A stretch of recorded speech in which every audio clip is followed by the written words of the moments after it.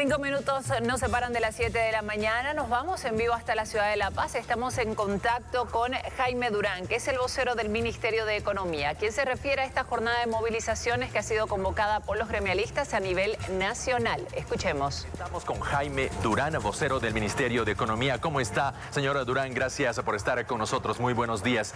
En menos de 2 semanas, el país enfrenta a 2 movilizaciones de alcance nacional, promovidas por sectores populares de la economía. En este caso, ¿dónde quedó la capacidad de negociación del gobierno?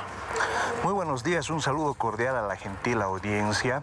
Bueno, yo creo que en realidad esa capacidad precisamente se está mostrando en la semana. Recientemente se ha tenido una reunión con la Confederación Nacional de Gremiales, en la cual nuestra ministra de la Presidencia ha mostrado con absoluta claridad que la ley 1386 no es una ley contra los comerciantes, no es una ley contra los transportistas, no afecta a este sector y más bien que su objetivo es establecer un mecanismo, una estrategia de combate contra las ganancias ilícitas y el financiamiento al terrorismo.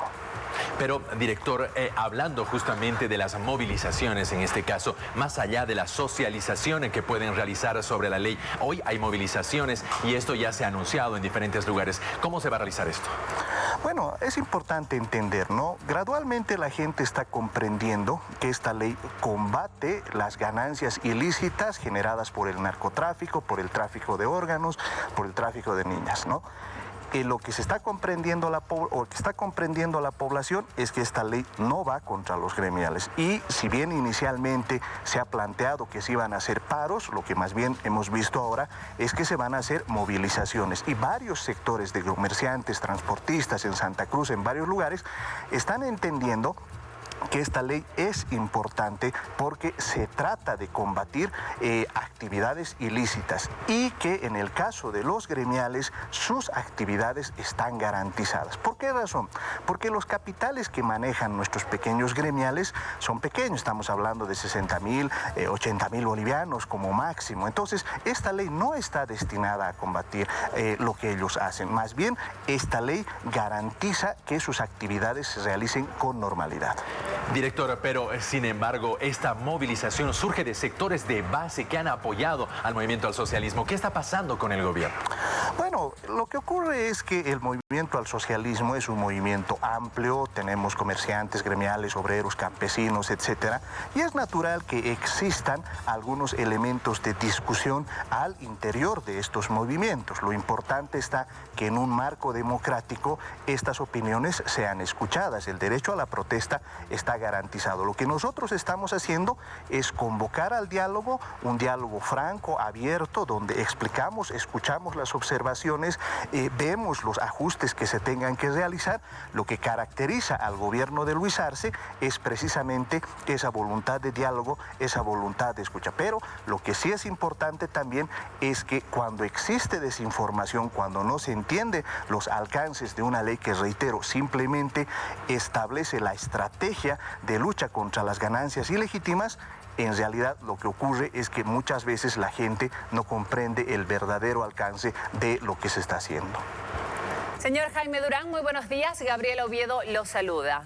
El gobierno comunicó que no abrogará la ley 1386. Por su parte, los gremialistas exigen abrogación primero y diálogo después. ¿Cómo saldrá el gobierno de este callejón sin salida?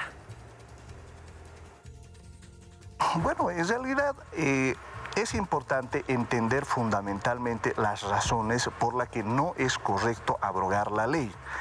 Bolivia se caracteriza por ser una sociedad que fomenta el comercio justo, el comercio lícito. Es decir, no creo que exista ningún ciudadano que diga está bien que hayan ganancias del narcotráfico, está bien que hayan ganancias de la corrupción. Ese es un primer elemento central. Por esa razón, consideramos que no es aconsejable abrogar la ley. Ahora, lo que sí es importante es que abramos estos escenarios de diálogo, que por parte del gobierno ya se han hecho. Reitero, varias de las organizaciones ya se han reunido con distintas distintas instancias del Ejecutivo para precisamente conocer los alcances de la ley. Después de que se ha explicado que esta ley no afecta al comerciante, no afecta al transportista, porque ellos hacen actividades lícitas, y eso es muy importante destacarlo. Comercio informal no quiere decir comercio ilegal.